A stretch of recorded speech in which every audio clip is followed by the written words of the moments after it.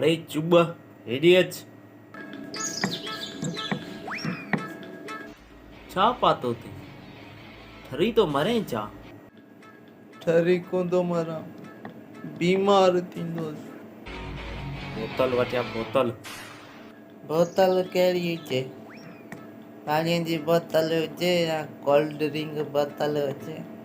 पीअण वारी बोतल इहो पेप्सी पेप्सी 1500 ml हुजे 250 ml हुजे काच जी में हुजे या 500 ml हुजे? 500 ml वठिया बोतल थधी हुजे कोसी हुजे? थधी हुजे कोसी छा कंदो थैलीअ में अची खणी अचां की हथ में खणी अचां?